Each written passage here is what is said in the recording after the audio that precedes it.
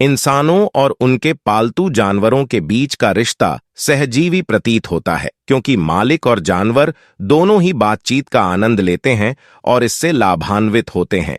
जैसे कि हम सभी जानते हैं कि घोड़ा एक बहुत ही वफादार और साथ निभाने वाले जानवरों में से एक होता है। घोड़ा अपनी खास आदतों की वजह से सबको अच्छा लगता है। यह इंसानों से सबसे ज्यादा घुल मिल कर रहने वाला जानवर है, क्योंकि इस जानवर में शराफत और बुलंद हिम्मत मौजूद होती है। मगर कुछ लोगों का कहना है इस जानवर में घमंड भी पाया जाता है। इसी वजह से घोड़ा अपने आप में ही ज्यादा मस्त रहता है। लेकिन किसी औरत का हर वक्त घोड़े के साथ में रहना और उसके साथ में खेलना कूदना कितना ज्यादा नुकसानदेह साबित हो सकता है, इसके बारे में जानकर आप भी हैरान रह जाएंगे और आपके पैरों तले जमीन खिसक जाएगी। क्योंकि दोस्तों, इस घोड़े की कीमत बादशाह भी नहीं लगा पाया और वह औरत किसी भी कीमत पर उस घोड़े को बेचने को तैयार न थी। लेकिन आखिर ऐसा क्यों हुआ और वह घोड़ा उस औरत के लिए इतना खास क्यों था? उसके साथ उसका क्या रिश्ता था और राजा उस घोड़े को खरीदने के लिए मुंह मांगी कीमत देने को तैयार था? तो प्यारे दोस्तों, ये कहानी उस जमाने की है जब हमारा देश आजाद भी नहीं हुआ था और छोटे छोटे रियासतों में हमारा देश बंटा हुआ था। उस जमाने में कश्मीर की वादियों में बसी एक रियासत में एक बहुत ही खूबसूरत लड़की रहा करती थी। एक तो लड़की अपनी खूबसूरती के वजह से पूरे इलाके में चर्चा में बनी रहती थी और साथ इस लड़की के पास एक बहुत ही आला नस्ल का घोड़ा था, और जो उस लड़की की तरह अपनी खूबसूरती के लिए पूरे इलाके में मशहूर था। कई लोगों ने घोड़े को खरीदने की कोशिश भी की, लेकिन लड़की ने कभी भी उस घोड़े को नहीं बेचा। इधर जिस रियासत में लड़की रहती थी, उसी रियासत का बादशाह घोड़े का बहुत शौकीन था और उसके राजमहल में एक से बढ़कर एक घोड़े मौजूद थे। और बादशाह अक्सर अपने पसंदीदा घोड़े पर सवार होकर सैर सपाटे के लिए जाया करता था, और उसके साथ ही इस बादशाह को शिकार का भी बहुत शौक था। और इस काम के लिए वह अपने खेमे में मौजूद सबसे खूबसूरत और सबसे मजबूत घोड़े को लेकर जाता था। तो ऐसे में बादशाह का मूड बना तो बादशाह ने अपनी सिपाहियों को बुलाकर कहा कि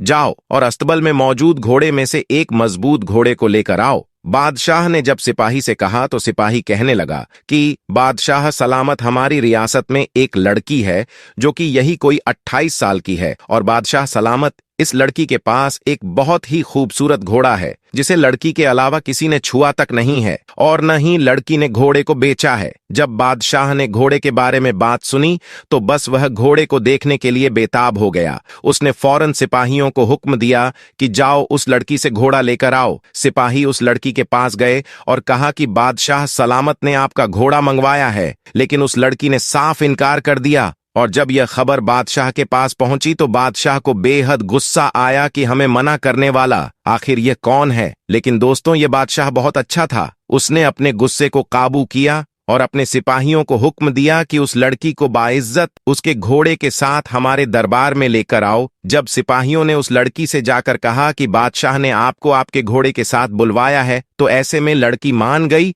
और लड़की दरबार में अपने घोड़े के साथ पहुंच गए। लेकिन लड़की ने यह बात पहले से ही ठान ली थी कि चाहे कुछ भी क्यों ना हो जाए, लेकिन मैं अपना घोड़ा किसी भी हालत में बादशाह को नहीं दूंगी। और बादशाह ने जैसे ही घोड़े को देखा तो वह उसका दीवाना हो गया और वह उसकी मुंह मांगी कीमत देने के लिए भी तैयार हो गया। लेकिन लड़की ने कहा कि अगर आप अपनी पूरी रियासत भी मुझे देंगे तो भी इस घोड़े की कीमत के मुकाबले नहीं हो सकती है। मैं इस घोड़े को किसी भी कीमत पर बेचने के लिए तैयार नहीं हूं। तो इस पर बादशाह ने पूछा कि आखिर इस घोड़े में ऐसा क्या है? तो लड़की ने कहा कि बस यह मेरा पसंदीदा घोड़ा है। लड़की ने कहा, हाँ, आप चाहे तो इस घोड़े की सवारी कर सकते हैं। बादशाह ने सोचा कि चलो एक बार ही सही, घोड़े की सवारी ही कर लेता हूं। तो फिर बादशाह ने जब उस घोड़े की सवारी की तो वह उसकी दौड़ और फुर्ती का दीवाना हो गया और वह लड़की को मुंह मांगी कीमत देने के लिए फिर से तैयार हो गया। लेकिन लड़की फिर भी इस बार न मानी और उसका जवाब ना ही था। तो बादशाह ने कहा कि ठीक है, तुम्हारी मर्जी, मत बेचो। लेकिन बादशाह कहने लगा, अच्छा तो तुम आज शिकार के लिए अपना घोड़ा हमें दे सकती हो। तो लड़की सोच में पड़ गई। फिर उसने सोचा, चलो मैं घोड़ा ही दे देता हूं। लेकिन लड़की ने कहा कि मेरी एक शर्त है, जब आप गांव में सही सलामत वापस आएंगे तो इस घोड़े को रियासत के शाही होने का हुक्म देंगे। लड़की की बात सुनकर बादशाह भी तैयार हो गया और अब वो उस घोड़े के ऊपर शिकार के लिए बिल्कुल तैयार था। बादशाह उस दिन बहुत ज्यादा खुश था।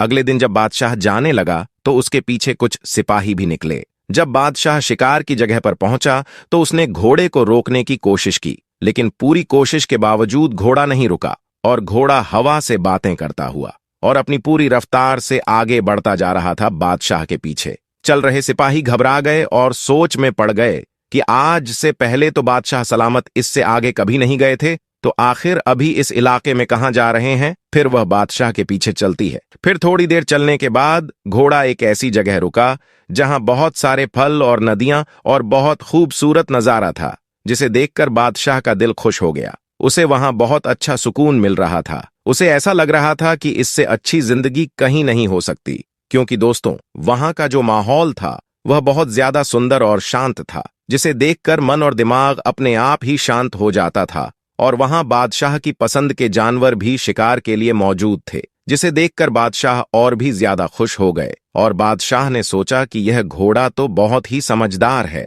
मैंने आज से पहले इससे ज्यादा खूबसूरत जगह कहीं नहीं देखी थी। फिर बादशाह ने वहां खूब शिकार किया और फल खाए और वापस आकर लड़की को उसका घोड़ा देते हुए कहा कि वाकई में आज से पहले मैंने इतना शानदार घोड़ा कहीं नहीं देखा था। इसके बाद फिर से बादशाह ने लड़की को घोड़ा बेचने के लिए कहा, लेकिन लड़की ने मना कर दिया और वादे के मुताबिक बादशाह ने घोड़े को शाही घोड़े का तगमा दे दिया। लेकिन अभी भी बादशाह के दिमाग में यह बात थी कि आखिर लड़की को घोड़े के साथ इतना लगाव क्यों है। और जहां लड़की और घोड़े की तारीफ हो रही थी और जो लोग बादशाह और लड़की से हसरत करते थे, उन्होंने गलत अफवाहें फैलानी शुरू कर दी कि इस लड़की के घोड़े के साथ नाजायज ताल्लुका थे। और कई बार हमने खुद लड़की को घोड़े के साथ पहले सुबह जंगल में जाते देखा है।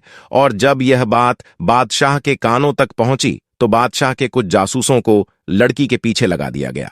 फिर जासूसों ने भी लड़की को सुबह घोड़े पर सवार होकर जाते हुए देखा, तो उन लोगों ने कहा, जी हां बादशाह, सलामत रोज सुबह उसे घोड़े के साथ वह लड़की जंगल में जाती है। और सिपाहियों ने बताया कि जब वह आती है तो उसके पास कुछ फल या फिर शिकार किया हुआ जानवर होता है। यह सब सुनकर बादशाह समझ नहीं पा रहा था कि आखिरकार असल मामला क्या है। तो फिर बादशाह ने उस लड़की से ही पूछा कि तुम जंगल क्यों जाती हो। तो लड़की ने राज से पर्दा उठाते हुए बताया कि दरअसल में इसी जंगल में पैदा हुई थी और मेरे माँ बाप बचपन में ही गुजर गए थे। उसके बाद से ही मैं इन्हीं जानवरों के बीच पली बड़ी हूँ। ऐसे में मुझे जानवरों से बहुत प्यार था और मैं हर जानवर का ख्याल रखती थी। इसी दौरान जंगल से गुजरते हुए एक बुजुर्ग मुझे यह घोड़ा देकर चले गए और उन्होंने मुझसे कहा कि तुम इस घोड़े का ख्याल रखना और यह तुम्हारा ख्याल रखेगा। उसके बाद लड़की ने बताया कि मैं इस घोड़े से इतना प्यार करती थी, इसका इतना ख्याल रखती थी जितना कि बाकी जानवरों से नहीं करती थी।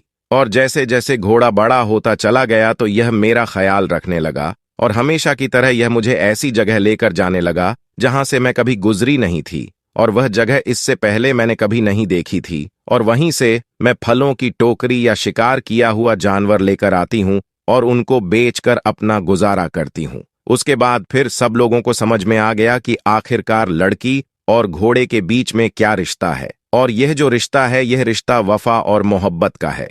तो इस कहानी से बात तो समझ में आती है कि चाहे भले ही इंसान से मोहब्बत करें तो उसे धोखा मिलने की गुंजाइश तो होती है, लेकिन जब आप एक जानवर से मोहब्बत करेंगे तो आपको कभी भी धोखा नहीं मिलेगा। चलिए दोस्तों, आपको एक और वाक्य के बारे बताता हूँ। हजरत उस्मान गनी रजी अल्लाह ताला अन्हु का दौरा खिलाफत है। आप रजी अल्लाह ताला अन्हु अपने कमरे में बैठे हुए हैं। एक बंदा आपके कमरे में आता है और आकर कहता है कि ए अमीनुल मोमिनीन हजरत उस्मान रजी अल्लाह ताला अन्हा, एक बहुत बड़ा हादसा हो गया है। हजरत उस्मान रजी अल्लाह ताला अन्हु ने पूछा, क्या हादसा हो गया है? तो वह शख्स कहता है कि ए अमीनुल मोमिनीन, मैंने शादी की थी एक औरत से और आज उस औरत की शादी को 6 महीने मुकम्मल हो गए हैं और मेरी बीवी ने एक बच्चे को जन्म दे दिया है। अब आपसे मेरी एक दरख्वास्त है कि मेरी शादी को तो अभी 6 महीने ही हुए थे और यह बच्चा कैसे पैदा हो सकता है। अब इस वाकया से पहले दोस्तों, आम लोगों के अंदर यह बात पाई जाती थी कि 6 महीने में बच्चा पैदा नहीं हो सकता,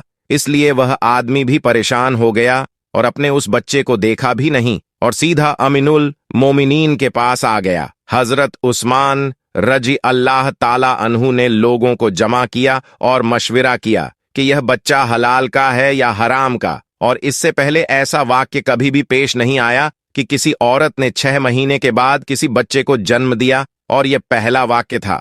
और दोस्तों, अरब के अंदर आम तौर पर 6 महीने के बच्चे को हराम का बच्चा समझा जाता था, तो मशवरे में मौजूद तमाम लोगों ने कहा कि 6 महीने का बच्चा अरब के अंदर कभी भी पैदा नहीं हुआ है, लिहाजा यह हलाल का नहीं हो सकता है बल्कि हराम का ही है। और जब हजरत उस्मान रजी अल्लाह ताला अन्हु ने तमाम लोगों से मशवरा कर लिया और हिसाब किताब वालों ने सब ने यही कहा कि अरब की तारीख में 6 महीने के बच्चे को हराम समझा जाता है, तो यहाँ पर हजरत उस्मान रजी अल्लाह ताला अन्हा ने हुक्म दिया कि औरत को संगसार कर दिया जाए। हजरत उस्मान रजी अल्लाह ताला अन्हु ने हुक्म दिया कि औरत को खुले मैदान के अंदर जमीन में गाड़ कर रजन का अमल शुरू कर दिया जाए। अब जैसे ही आपने हुक्म दिया और आपने यह फैसला फरमाया तो यह खबर आसपास के इलाकों में फैल गई और चलते चलते यह खबर हजरत अली रजी अल्लाह ताला अन्हा के कानों में भी जा पहुंची। अब हजरत अली उस मैदान के बजाय जहां उस औरत को संहार किया जाना था वहां पर न जाते हुए सीधा हजरत उस्मान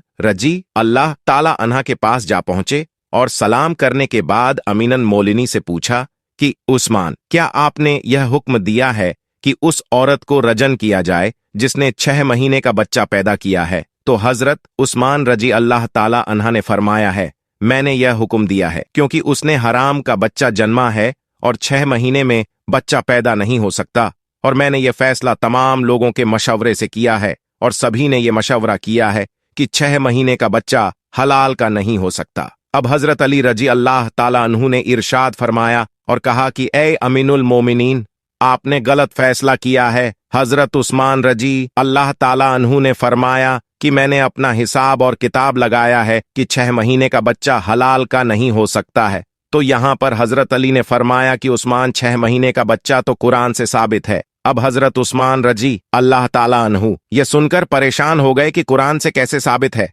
फिर हजरत उस्मान राजी अल्लाह हो ताला अन्हु ने कहा कि अच्छा, ये तो 2.5 साल बनते हैं, अब इसमें से 6 महीने का बच्चा कैसे निकलेगा? तो हजरत अली ने फरमाया कि दूसरी आयत पढ़ो। अल्लाह फरमाता है कि 2 साल दूध पिलाने के 30 महीनों में 2 साल निकालो, और जब आप 24 महीने निकालेंगे तो पीछे 6 महीने बचेंगे। तो हजरत उस्मान रजी अल्लाह ताला अन्हु फरमाने लगे कि ए अली, बात तो तुमने बिल्कुल ठीक कही है। हजरत अली रजी अल्लाह ताला अन्हु ने फरमाया, कयामत तक अगर किसी औरत का 6 महीने का बच्चा बिस्तर पर पैदा हुआ है तो उसे हलाल किया जाएगा, हराम नहीं, क्योंकि यह कुरान की आयत के मुताबिक है। और सारी दुनिया झूठी हो सकती है लेकिन कुरान पाक की बात कभी झूठी नहीं हो सकती। हजरत उस्मान रजी अल्लाह ताला अन्हु ने फौरन सिपाहियों को दौड़ाया, अल्लाह ना करे कि उस औरत का संसार कर दिया जाए, तो कयामत के दिन मैं उस्मान को क्या बोलूंगा। हजरत उस्मान रजी अल्लाह ताला अन्हु रोने लगे और आपकी चीख निकल गई और आप अपने आप से फरमाने लगे, कल कयामत के दिन अल्लाह को तू क्या जवाब देगा?